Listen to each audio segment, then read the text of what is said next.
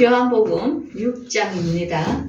오늘 제목은 오병이어의 기적과 공중재림의 비밀이라는 제목으로 오늘 말씀을 전하고자 합니다.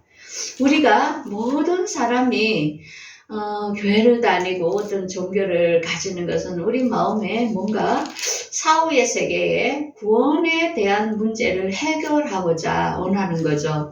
그래서 많은 종교에서는 정말 사후의 세계에 좋은 곳을 가고 싶어서 각자의 가르침이 보통 보면은 선행을 많이 행하라, 또 어떤 데는 회개하라, 남들에게 나쁘게 하지 말고 자신이 바르게 살 수 있도록 또 많이 권하죠. 그러면서 많은 사람들에게 나누어주고 봉사하라. 그러면 좋은 곳에 갈 것이다. 네, 이렇게 많이 가르침을 받지요. 그런데 이제 우리가 중요한 것은 다문화 문화의 사람들이 우리 한국에 와서 한국 국적을 취하기에도 어떻습니까? 언어를 알아야 되죠. 한국에 말을 할 줄 알아야 그 한국에서 일어나는 일에 소통이 되고 하는 것처럼 우리가 그 가고자 하는 나라의 언어를 모르고 그것에 대하여 알지 못한다면은 그 나라를 갈 수가 없는 것처럼 우리 예수님께서도 이 땅 위에 공생애를 시작할 때에 가장 처음 행했던 기적이 무엇이었죠? 가나안 혼인잔치를 우리에게 보여주셨습니다. 여기에는 성경은 문자가 아니라 그 속에 있는 그 성령께서 가르쳐 줘야 되는 은밀한 비밀이 다 숨어 있다는 것입니다. 그때에 예수님께서 6개의 그 항아리에다가 물을 부어라 했습니다. 이 6개의 항아리는 뭡니까? 우리 육체의 완전성을 가지지 못한 흙으로 만든 우리 인간에 비유한 것입니다. 이 물은 무엇이라고요? 예수님의 말씀을 상징하는 것입니다. 그래서 우리가 항아리, 육체에다가 예수님의 말씀을 부을 때에 우리가 어떻게 물이 변하여 포도주 된 것처럼 우리가 변화하여 부활하는 생명으로 될 것을 우리에게 처음 기적을 행하면서 보여주셨습니다. 그래서 우리가 예수님의 말씀, 하늘의 언어들의 비밀들을 알게 될 때에 마지막 날, 우리가 마지막 날은 무엇이죠? 우리가 부활하는 날을 말합니다. 부활은 언제? 예수님께서 이 땅에 공중 강림하셔야만이 지금까지 죽은 낙원에 있는 사람과 우리가 함께 연합하여 공중에 부활함으로 부활의 몸으로 변화될 것을 우리가 이렇게 예수님은 말씀하고 있습니다. 근데 지금까지 많은 기독교인들은 어떻게 알고 있냐? 우리가 죽으면 천국에 가서 영원히 산다. 이렇게 알고 있는 사람이 너무 많습니다. 그렇지만 우리가 정확하게 알아야 된다는 것입니다. 그래서 오늘 본문의 말씀은 우리 예수님께서 이 땅에 보리떡 5개와 물고기 2마리로 5,000명을 먹이고 여자와 남자애에 어린이애에 5,000명을 먹인 사건을 우리에게 왜 보여주셨을까? 예수님께서 이 떡 5개 물고기 2마리로 그 많은 사람을 먹였다는 기적을 일으키는 사람이라 우리는 그렇게 생각할 수도 있습니다. 그 다음에는 그 떡 5개와 물고기 2마리를 가져온 아이에게 우리가 이렇게 드리면, 하나님께 드리면 여러분들은 이렇게 많이 축복을 받을 것입니다. 이렇게 기복신앙을 알고 있는 사람도 많을 것입니다. 그런데 우리가 그것들이 얼마나 세상의 인본주의며 교회의 만몬을 섬기는 종교가 같이 연합되어 있었다는 사건을 우리가 알 수 있습니다. 오늘 이 오병이어의 기적을 행한 지역은 어디냐면은 갈릴리 호수에 보면은 제가 이렇게 표시를 해놨죠. 베세다 지역입니다. 오병이어와 칠병이어의 사건은 틀립니다. 오병이어는 베세다 쪽이고 칠병이어는 대가불로 있는 쪽으로 비껴나서 이제 지도가 이렇게 틀립니다. 그래서 오늘의 사건은 이 오병이어의 사건 속에 숨어 있는 그 비밀을 우리가 알아내야 됩니다. 여러분들 너무 궁금하죠? 어떤 뜻이, 내가 지금까지 그것을 어떻게 해석을 하면서 읽었는지 오늘 본문을 보면서 하나님과 영적으로 교통하는 시간이 되기를 바라겠습니다. 자, 오병이의 사건을 일으킬 때에 예수님께서 산에 오르사 제자들과 함께 이제 가셨습니다. 그때는 유월절이 가까우기 전에 이제 사건이죠. 그래서 예수님께서 산에 오를 때에 많은 무리가 예수님께 오는 것을 알 수 있습니다. 그때에 빌립에게 이르되 우리가 어디서 떡을 사서 이 사람들을 먹이겠느냐 합니다. 왜? 사람들이 이제 예수님이 하는 집회 장소에 모이니까 그들에게 이제 먹을 것을 이렇게 줘야 되겠죠. 그 말은 빌립을 시험하기 위해서라 합니다. 그러니까 이 빌립이라는 제자는 수학을 아주 잘합니다. 그가 머리가 회전이 막 빠르게 돌아갑니다. 모든 사람들에게 조금씩 받게 할지라도 200데나리온의 떡이 부족하리이다. 이렇게 이야기를 하죠. 그런데 그때에 어떤 사건이 일어나냐면은 형제 안드레가 예수께 여짜오되 한 아이가 보리떡 5개와 물고기 2마리를 이렇게 가지고 왔습니다. 관계 이 한 아이는 정말 자기가 먹을 것을 가지고 온 것을 이렇게 내놓는 정말 너무 귀한 이렇게 아이죠. 이 아이가 누구라고요? 예수님을 예표합니다. 예수님께서 본인이 먹어야 될 것들을 우리들을 위해서 이렇게 내놓을 그림자를 우리에게 보여주고 있습니다. 그러면서 이 너무나 작은데 이것을 어떻게 되겠습니까? 하니까 예수님께서 이렇게 이야기하죠. 잔디에 많은 사람을 앉게 하라. 근데 그 앉은 자의 숫자가 5,000명쯤이라 남자가 5,000명쯤이고 여자아이는 이제 계산을 안 한 겁니다. 그러면은 한 12,000명 정도로 예상된다고 봅니다. 그때 예수님께서 떡에 축사하시고 나서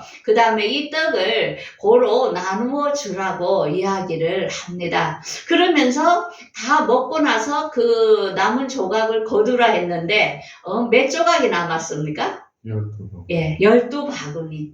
자, 여기서 우리는 그냥 12바구니가 남았네 이렇게 생각할 수 있습니다. 여기에 깊은 의미가 들어 있습니다. 그래서 우리가 그 사복음서를 전체 이해하면 요한계시록은 그대로 다 열리게 됩니다. 이 속에 예수님께서 감춰놓았던 모든 것이 영적으로 풀린다는 것입니다. 자, 여기서 12바구니가 남았다. 이 뜻은 무엇이냐면은 우리가 요한계시록 12장 1절에서 2절에 보면은 그것에 보면은 하늘에 큰 이적이 보이니 해를 입은 한 여자가 있는데 그 발 아래에 달이 있고 그 머리에는 12별의 간을 썼더라. 이 여자가 아이를 베어 해산하게 되매 아파서 애를 쓰며 부르짖더라.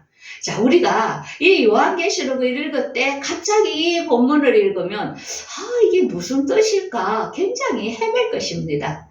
근데 이거는 이제 그 사복음서가 열리면 그냥 바로 보이는 것입니다. 이 여자는 누구를 예표할까요? 여자. 누굴까요? 교회. 예, 교회를 말하죠. 지금까지의 해를 입었다는 것은 뭐냐면은 예수 그리스도의 은혜를 입은 사람들. 달을 밟았다 하는 건 뭡니까? 율법의 그림자지요. 그래서 거기 이 여자가 머리에 12별의 간을 썼다. 이 말은 무엇이냐면 교회에서 떡을 먹고 나올 24보좌의 12보좌, 12사도와 12관계, 이스라엘의 12지파에서 24보좌라 했죠. 그래서 그것을 나올 것을, 열매가 나올 것을 우리에게 보여주고 있는 것입니다. 그래서 12바구니, 12강줄이 하니까 우리가 금방 떡을 먹으면 그 신분이 나오는 열매를 말하구나. 요한계시록은 마지막에 열매를 이야기하기 때문에 우리가 사복음서를 읽다 보면은 그게 눈에 보이게 될 것입니다. 이들은 누구라고요? 요한계시록 12장 5절에 보면은 여자가 아들을 낳으니 이는 장차 철장으로 만국을 다스릴 남자가 그 아이를 하나님 앞과 그 보좌 앞으로 올려가더라. 이게 누구요? 공중 강림에 참여할 신분이라는 것입니다.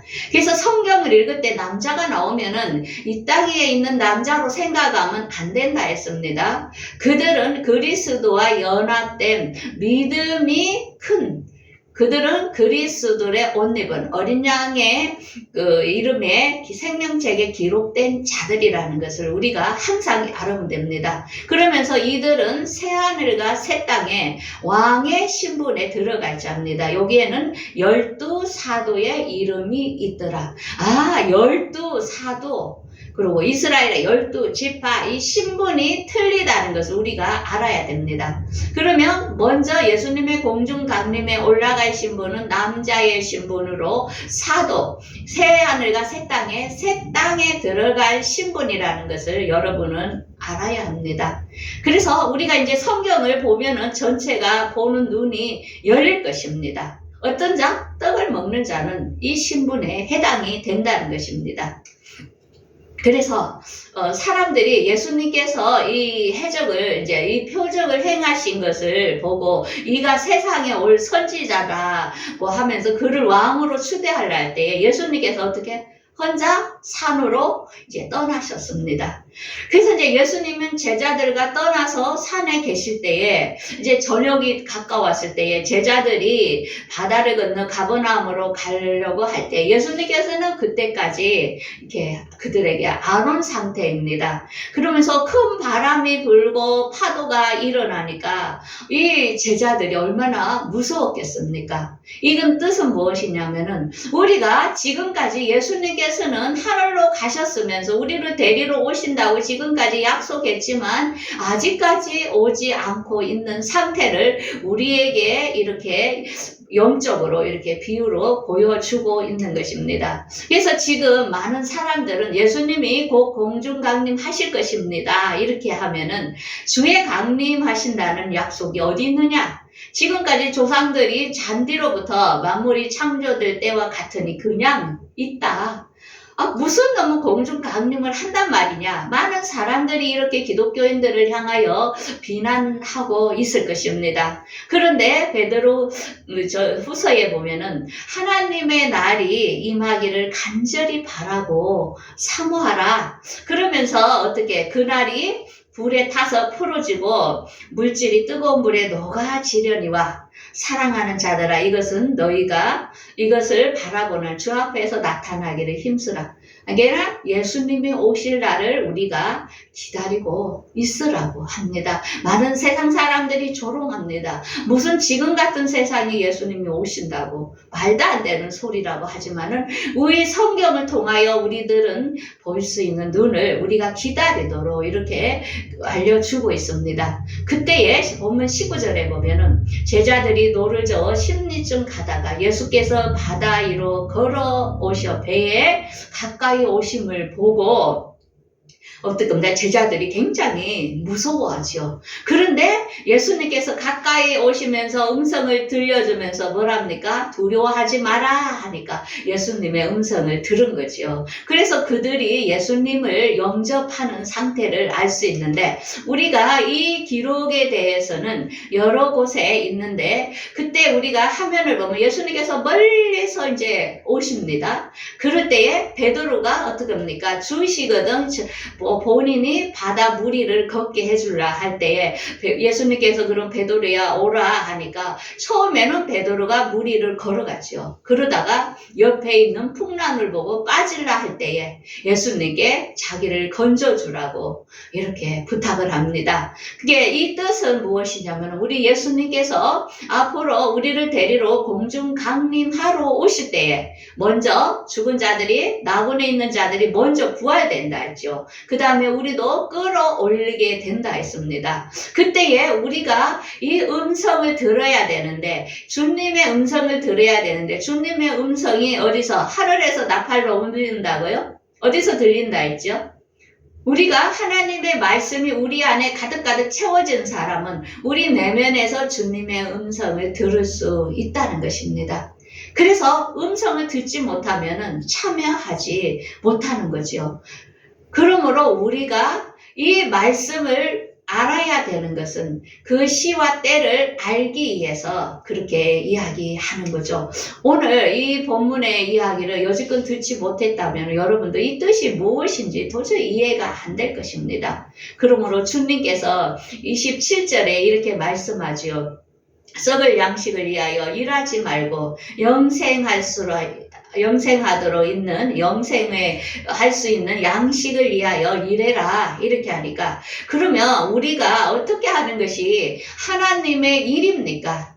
하나님의 일이 무엇이라면은 하나님께서 보내신 일을 믿는 것이 하나님의 일이라는 것입니다. 제일 중요한 것은 예수 그리스도를 믿는 것. 믿는다는 것은 무엇이냐? 예수님께서 이러죠. 나는 생명의 떡이니 내게 오는 자는 결코 줄이지 아니할 것이요. 또 나를 믿는 자는 영원히 목마르지 아니하리라. 아멘. 그러면서 예수님께서 내게 주신 자는 다 내게로 올 것이요. 내게 오는 자는 내가 결코 쫓아내지 아니하리라. 그러면서 아버지의 뜻은 아들을 보고 믿는 자마다 영생을 얻는 이것이니 마지막 날에 다시 살리리라. 자, 우리가 제일 중요한 것은 부활입니다. 낙원에 우리가 이미 죽어서 낙원에서 기다리는 사람도 부활을 기다리고 있고 우리도 마지막 날에 예수님께 살아있을 때에 우리도 부활될 것을 기다리고 있는 것입니다. 자, 그러면은 낙원에 이미 간 사람이나 우리나 가장 해야 될 것은 무엇이냐면은 떡을 먹어야 된다는 것입니다. 떡을 먹는 자가 영생할 수 있다는 것입니다. 그러면 이 땅에서 주는 우리가 먹는 방앗간에서 찌은 그 떡을 말하는 것이 아니고 무엇이라고요? 예수님의 말씀을 알아야 된다는 것입니다. 우리가 막연하게 교회 다니면은 이렇게 떡을 먹는 겁니까? 아니죠. 우리가 확실하게 예수님에 대하여 전체적으로 이해를 하고 그분을 알 때에 우리 안에 생명이 일어나게 되는 것입니다. 그러면서 예수님께서 이렇게 이야기하죠. 인자의 살을 먹지 않고 인자의 피를 마시지 아니하는 자는 생명이 없느니라. 우리가 상대를 알지 못하면은 그와 교통할 수 없고 그와 하나가 될 수 없는 것입니다. 그래서 이렇게 예수님의 말씀을 우리가 지금 선포되는 것은 뭡니까? 마지막 날의 부활이 초점이라는 것입니다. 우리가 항상 어떻게 합니까? 죽으면 하늘나라에 가지, 천국에서 영원히 살지, 그것이 초점이 아니라 우리가 예수 그리스도를 말씀을 알지 못할 때는 우리가 아무리 교회를 다니고 종교 행위를 한들 그는 부활에 참여할 수 없다는 것입니다.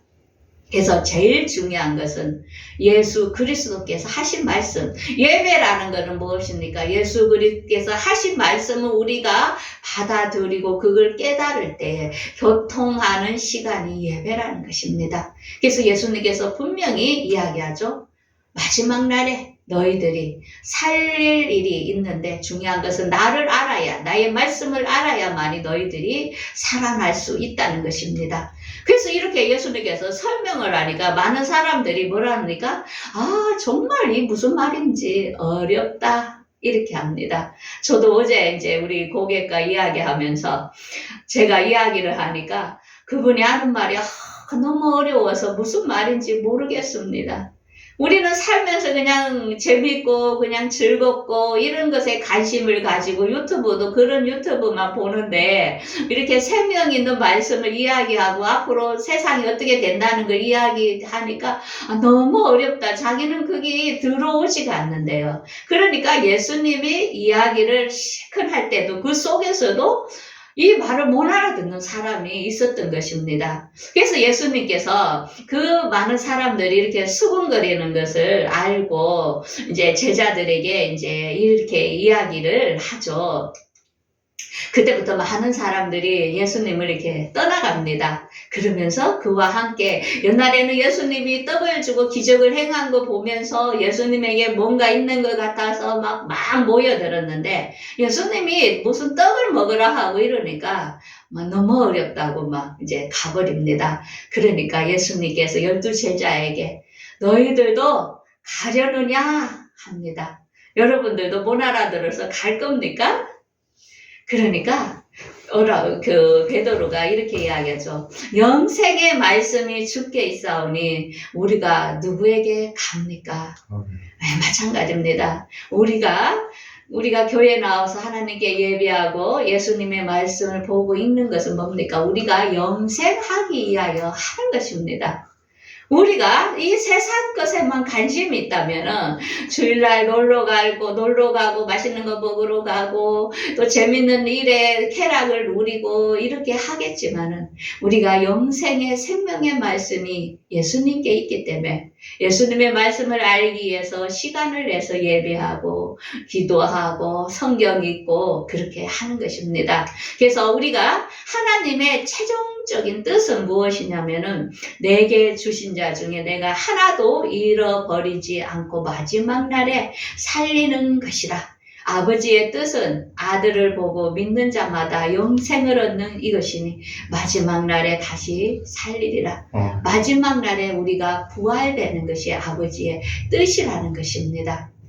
그래서 이 오병이어의 비밀 속에는 우리가 이제 이 장을 읽다 보면 우리가 깨달아야 될 것은 어떻게 예수님께서 오병이어의 기적을 행하고 나서 잠시 동안 예수님께서 산에 올라가셨지요. 그 시간이 지금의 어떤 시간이라고요? 지금은 예수님의 부재한 상태에 있는 시간입니다. 그래서 지금 전쟁이 곳곳에 발발하지요. 이 전쟁이 날 것뿐만이 아니고 전염병과 기근으로 앞으로는 계속 우리에게 힘든 시간이 올 것입니다. 그러면은 무엇을 생각하라고요? 예수님이 우리와 지금 우리에게 떠나가 있는 시간이라는 것을 우리가 기억해야 됩니다. 그러면서 앞으로 풍랑이 치고 힘든 시간이 이 땅에 벌어질 때에 그때에 예수님께서 우리를 데리러 공중 강림하신다는 것입니다. 그러면은 예수님의 음성을 들어야 된다는 것입니다. 그게 무엇이라고요?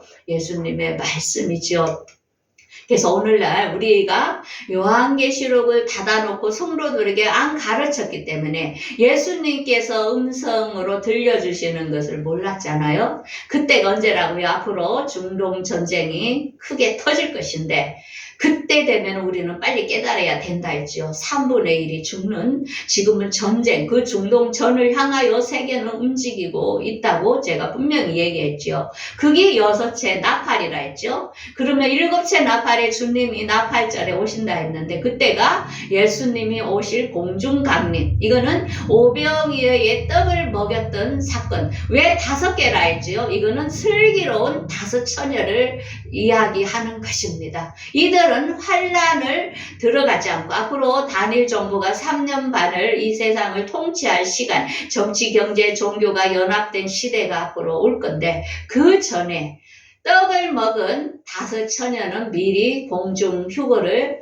부활시킬 것을 우리에게 그림자로 보여주고 있습니다. 그러면 이 땅 위에 3년 반이 남은 사람들은 환란을 통하여 이거는 남는 사람들은 칠병이어의 떡을 먹는 사람들을 갈라놓은 것입니다. 그래서 지상 재림하실 예수님의 맞이하여 부활된 신분인데 이 두 종류가 첫째 부활에 참여할 자들인데 이들이 어디? 천년 왕국에서 왕과 제사장으로 이 땅이 천년 왕국이 될 것인데 이때는 백성으로 살 신분이 있다 했죠. 그들을 다스릴 우리는 부활의 두 종류의 신분이 해당된다 했습니다. 그 뒤에 백보자 심판이 걸치면은 이 땅은 완전히 지옥으로 이 땅은 없어지고 새하늘과 새 땅이 이 땅 새로 도래할 곳에 우리가 살게 될 것이 마지막 성경의 그의 목표라는 것입니다. 그래서 이 그림을 우리가 항상 기억하고 지금 세상 돌아가는 것을 읽다면은 우리가 하늘의 소리를 들어야 된다는 것을 알 수 있습니다. 그래서 우리가 중요한 것은 이 인내의 말씀, 우리가 지금까지 예수님께서 하신 말씀들을 알아야만 인내를 할 수 있습니다. 그래서 앞으로 시험의 때가 와도 말씀을 알고 있다면 그 시험의 때를 이김으로 여러분들이 장차올 환란에서 제외되어 공중 강림에 여러분들이 참여하는 신분이 된다는 것을 깨닫고 이런 세상이 풍파가 나도 여러분들은 거기에 동요되지 말고 편안하게 주님이 강풍이 부는 가운데서도 배에서 고요히 잠을 잤듯이 여러분들도 거기에 무서워하지 말고 정말 소망을 가지고 주님의 그 강림에 참여할 수 있는 여러분들이 되기를 바라겠습니다. 기도하겠습니다.